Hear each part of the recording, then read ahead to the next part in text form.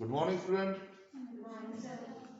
Today, my topic is a kinesiology, biomechanics, and sports in Unit 10. There are the 9 chapters completed and 3 chapters left according to syllabus. Okay, and 30% detection in the 100% syllabus. Now 2020 and 21. Are you understand? मैं आपको बता दूंगा कि 30% deduction कौन सा है class को complete होने के बाद. But let's start. My topic is a kinesiology and biomechanic. अब what is the kinesiology and biomechanic in sports? क्या रिक्वायरमेंट है इसकी, ये आपको पता होना चाहिए क्योंकि आप स्पोर्ट्स के हैं. अब आप कहेंगे कि साइंस कहां से आ गई स्पोर्ट्स में. आइए उसको हम देखते हैं किस प्रकार से है. Okay, in the history of physical education and sports, individuals have always been interested in enhancing their performance. Today, physical education teacher and coaches and physical trainer are concerned with the helping individuals to learn how to move efficiently and effectively. समझ गए आप? जो आज का जो sports का दौर है उसमें क्या है, साइंस उसमें ऐड होती है. अब खेल वैसे नहीं रहे जैसे पहले खेले जाते थे. अब सब चीजों में साइंस लगती है. फ्रिक्शन है, किनेसियोलॉजी है, मूवमेंट्स है, एक्सेस है, बायोमैकेनिक है एंड मोशंस है. There are the physics subject include in the physical education. In primary and high school, stress is laid down on learning the fundamentals motor skill which provide a base for the learning at the advanced sport skill. The teachers as well as coaches always make their best effort to improve the performance of their students in various competitive games and sports. They can help to improve the performance of students if they have adequate knowledge of kinesiology and biomechanics. Nowadays, kinesiology and biomechanics are playing a vital role in the improving the performance of sport persons. Sports अब जो है science के according किए जाते हैं. किस angle से हमको बॉल फेंकनी है, किस एंगल से हमको जो है हमारे स्पोर्ट्स में जो है किस प्रकार से हमारी बॉडी के मूवमेंट्स जो है काम करते हैं. बॉडी मूवमेंट्स हैं, एडक्शन है, एबडक्शंस हैं एंड एवोल्यूशंस हैं. इन सब चीजों को हम लोग कैलकुलेट करके अपनी स्पोर्ट्स की परफॉर्मेंस को डिसाइड करते हैं.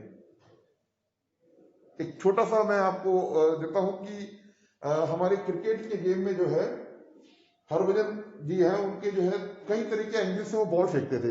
एक बार उन्होंने थर्ड बॉल जिसे हम बोलते हैं वो उन्होंने डाली. एंगल चेंज था.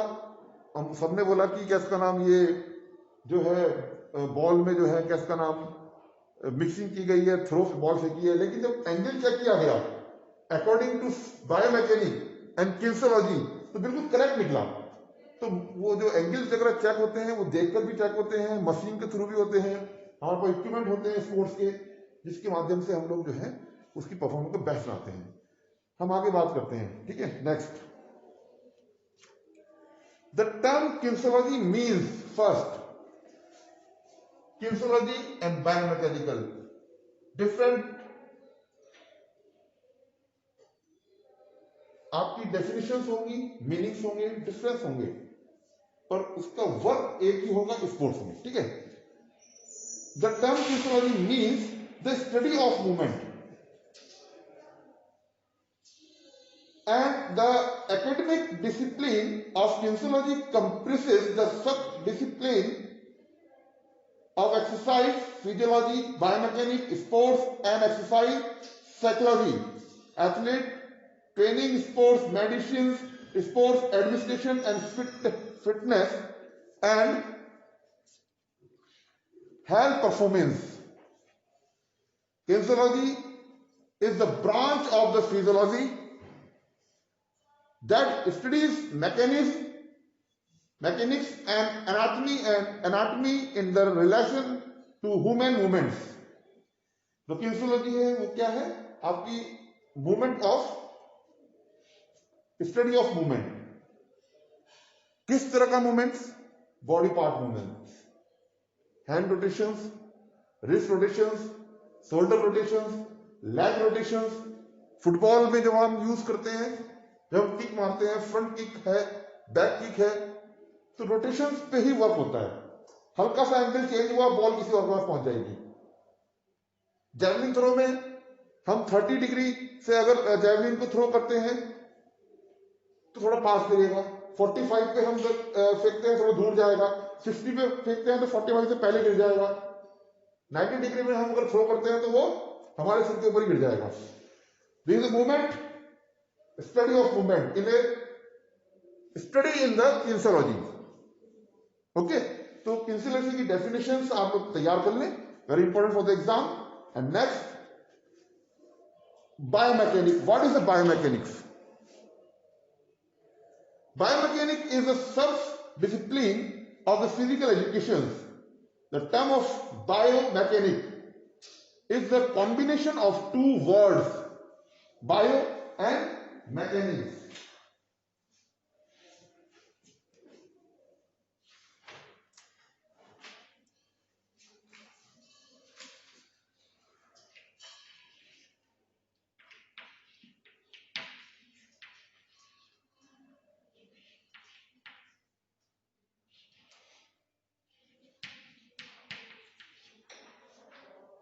There are the two words, bio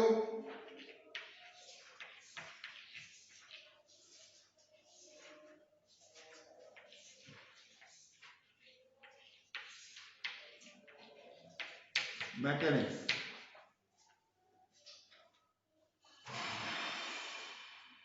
Bio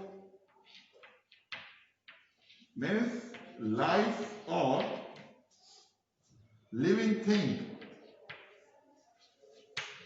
Living thing. Are you understand living things?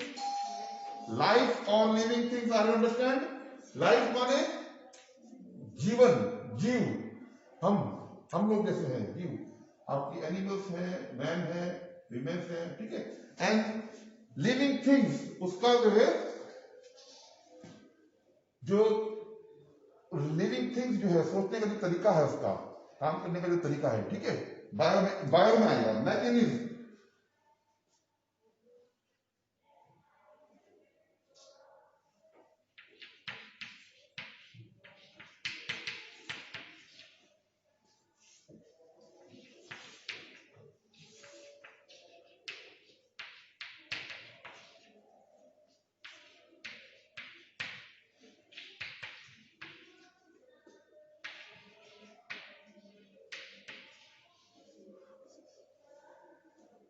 the field of physics and the forces. Mechanics क्या है? The field of physics and the forces that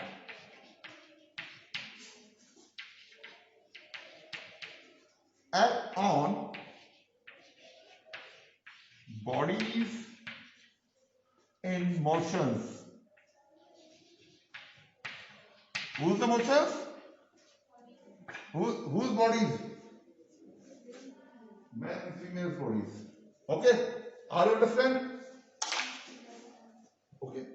बहुत easy है, थोड़ा सा समझना है, थोड़ा सा हम बताएंगे, थोड़ा सा आप समझेंगे और उसको जो है सक्सेस की तरफ ले जाएंगे. ठीक है. Biomechanics. Biomechanics is a sub-discipline of physical education. The term of biomechanics is the combination of two words, bio and mechanics. Bio and mechanics.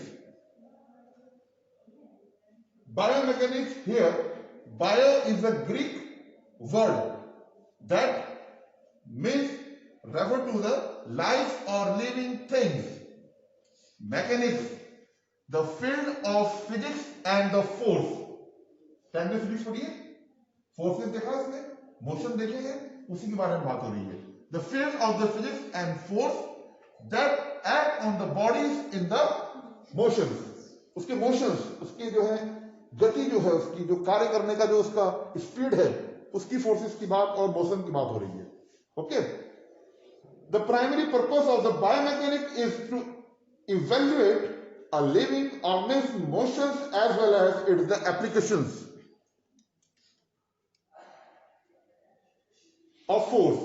In the word, biomechanics is a sub-discipline that applies the law of the mechanics and the physics to study the body, movement and the cause of movement, both the internally and externally.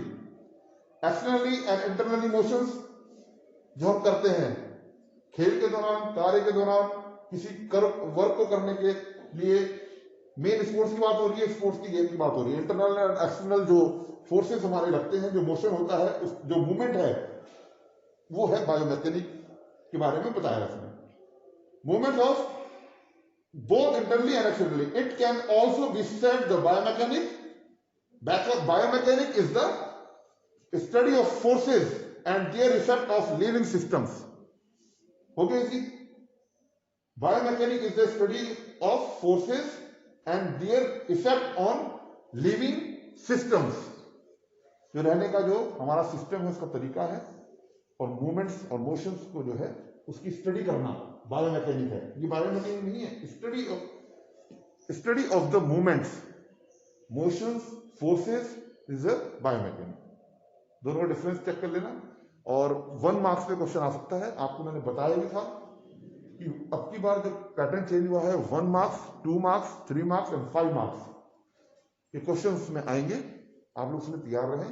तो कई बार आ जाता है कि what is the kinesiology, तो and what is biomechanics. तो movement of the study of the movements, kinesiology, and study of the forces and their effect of living systems, this is biomechanic. Are you understand? ठीक है, इसको याद करें. बस ये generally जो है आपको पढ़ना है, ये है. नेक्स्ट आगे हम चलते हैं projectile. There are the physics included with chemistry and biomechanics. कई सारे सब्जेक्ट का जो है ये है प्रोजेक्टाइल. हम पढ़ते हैं आज projectile. Are you understand what is the projectile? Projectile, Jayashree, are you understand? No. Hey, are you not understand? Okay, this is the object. This is the object. What is this? Throw the object and go the other side, the horizontal and vertical. Horizontal and vertical. Okay. This is the vertical and horizontals. Okay, this is the horizontal and vertical. अब बीच में जो बनेगा angle, वो क्या है? 90 degree. Okay, तो ये है, ये क्या है? ये मैंने जो थ्रो किया है, what is this? This is projectile. किसी चीज को हम जब फेंकते हैं दूसरी तरफ, ठीक, वो प्रोजेक्ट करते हैं हम उसको. सपोज कि ये है, जरूरी है कि कोई चीज जो है, ठीक, चॉक है, this is a pen, okay, not a problem. Bottle ये फेंक दिया हमने, दिस इज प्रोजेक्टाइल. हम प्रोजेक्टाइल कर रहे हैं उसको. ठीक है, हम उसको जो फेंक रहे हैं, ऐसे ही हमने बम के गोले भी फेंके, बंदूक की गोलियां भी चलती हैं, जैवलिन फेंकते हैं, डिस्कस हम लोग फेंकते हैं, प्रोजेक्टाइल. ठीक, और जो ये चीज जा रही है इस तरह से कर्व बनाते हुए, वो क्या है? पैराबोला.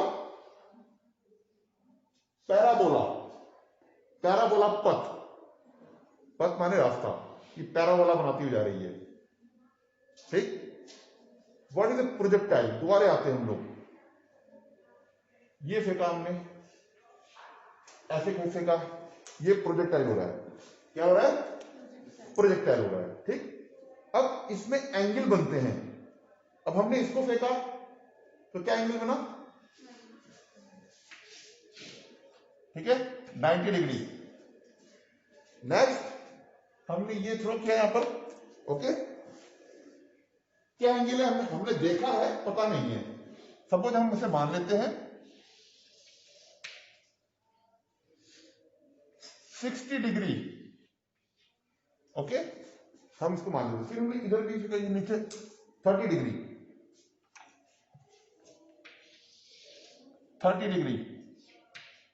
ओके, कहीं हम 75 भी फेंक सकते हैं। तो जो चीज हम उसको फेंक रहे हैं, ये प्रोजेक्टाइल उसको हम बोलते हैं। इस तरह से हम थ्रो कर रहे हैं, जो कि जा रही है वो प्रोजेक्टाइल हो रही है। और जो हम इस पे जो ऑब्जेक्ट जा रहा है ऐसे बनाते हुए कर्व, जो भी जा रहा है उसको हम बोलते हैं पैराबोला पथ। ठीक, अभी आप समझ जाएंगे थोड़ी देर में।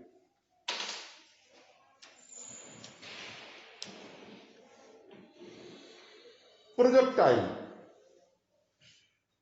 an object throw into the space. Are you understand? An object throw into the space either horizontally or at an actual angle under the action of gravity is called projectile. जिस चीज को हमने थ्रो किया उस पे जो है gravity force लगता है। ग्रेविटी फोर्स जानते हैं? ग्रेविटी फोर्स, ग्रेविटी फोर्स जो भी वस्तु को जो है अर्थ जो है अपनी तरफ खींचती है, जितना ज्यादा वेट होगा उतना ज्यादा वो नीचे की तरफ आएगी। ठीक है, एक पत्थर को अगर हम एक पैन को ऊपर फेंकते हैं तो बड़ी इजी तरीके से ऊपर जाएगा, लेकिन अगर हम किसी भारी चीज को फेंकेंगे ऊपर, या हम उसे प्रोजेक्टाइल करेंगे, ठीक है, पैराबोला पथ के थ्रू प्रोजेक्टाइल करेंगे, फेंकेंगे ऊपर या साइड में फेंकेंगे, 45 डिग्री फेंकेंगे, 60 डिग्री फेंकेंगे, 85 डिग्री फेंकेंगे, 90 डिग्री फेंकेंगे, वो प्रोजेक्टाइल है। और उसको जो कर्व करता हुआ जाएगा उसको बोलते हैं परबोला पथ, पैराबोला पथ। ठीक है, तो उसमें यह है कि अगर जितनी भारी चीज हम लोग फेंकेंगे उतनी जल्दी वो नीचे आ जाएगी। ठीक है, आपने जो है 10 किलो का पत्थर फेंका, एक स्टोन आपने फेंका, आयरन स्टोन फेंका, या कोई स्टोन आपने फेंका 10 केजी का फेंका है, तो वो दूर जाएगा या पास गिरेगा? पास गिरेगा। और अगर आपने और लाइट सा पत्थर फेंका तो दूर जाएगा, पास? दूर चला जाएगा। ठीक, तो क्यों होता है ऐसा? ग्रेविटी फोर्स के कारण, और भारी भी है। ठीक, अगर यही चीज आप मून में करेंगे, मून में करेंगे अगर आप यही चीज, तो क्या होगा?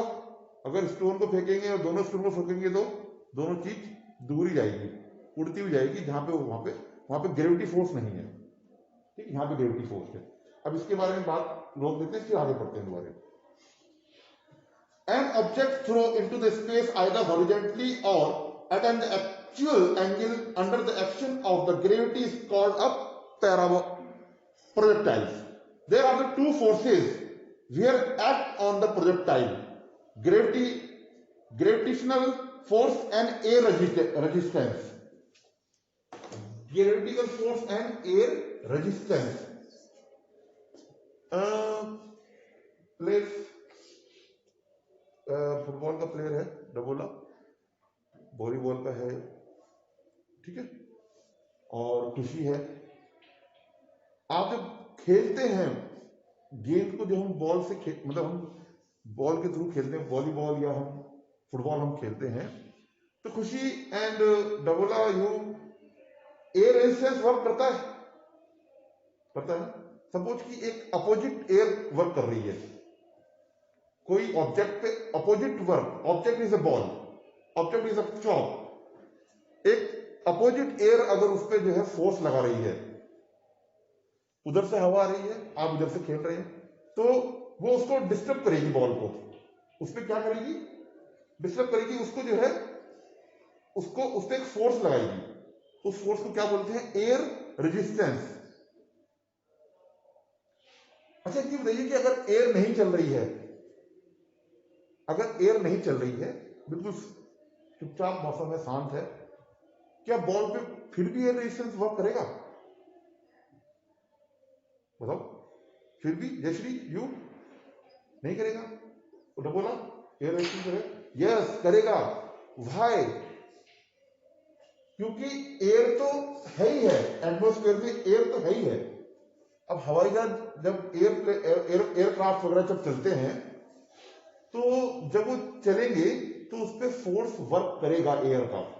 जरूरी नहीं कि हवा को चलाना है, वो एयर एटमॉस्फेयर में है, अगर नहीं है तो हम जिंदा नहीं होते। समझो बात को? तो एयर रेजिस्टेंस वर्क करेगा। अच्छा एक चीज ये कि जो प्लेन है, ये कोई भी वस्तु है, कोई भी ऑब्जेक्ट है,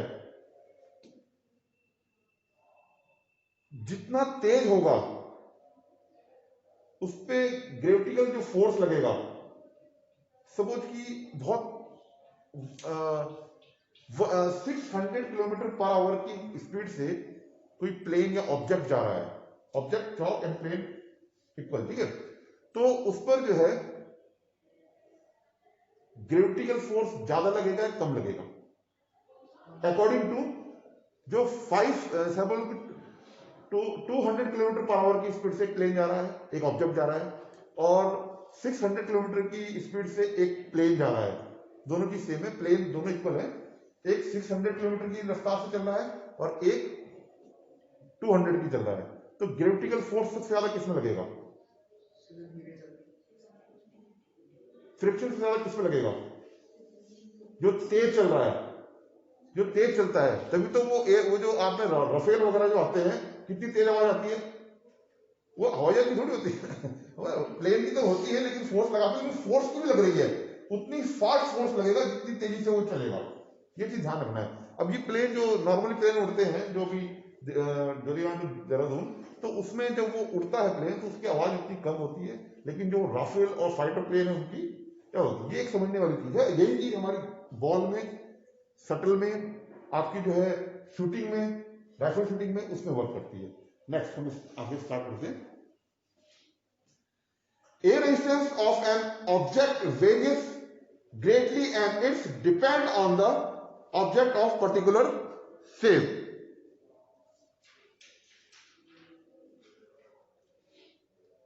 And atmosphere conditions in which the object is released or projected.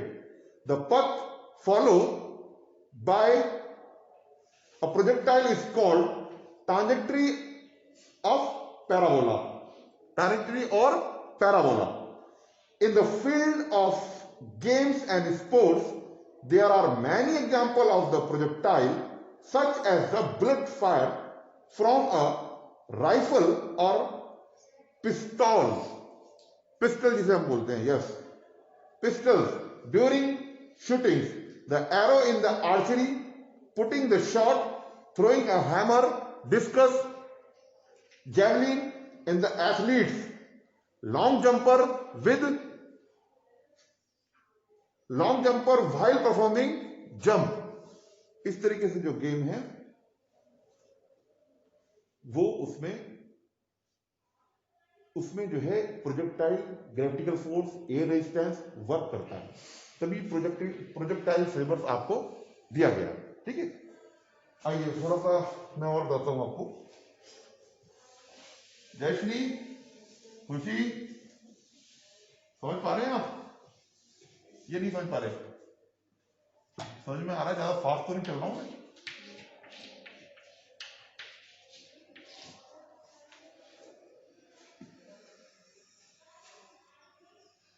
Okay, today my topic is the complete projectile kinesiology and biomechanics. So I will give some questions that related these topics today, and I will teach tomorrow. I think your period tomorrow your period.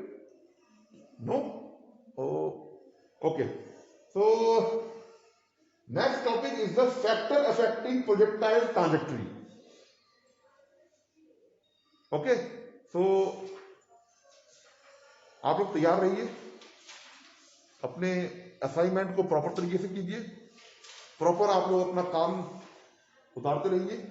आपके attendance हम उसको लगा देंगे जो class में आ रहे हैं। जो ऑनलाइन बच्चा जो है पढ़ रहा है उसका भी हम अटेंडेंस लगाएंगे, जो काम नहीं करेगा उसकी अटेंडेंस नहीं लगेगी। Thank you very much, best of luck and God bless you.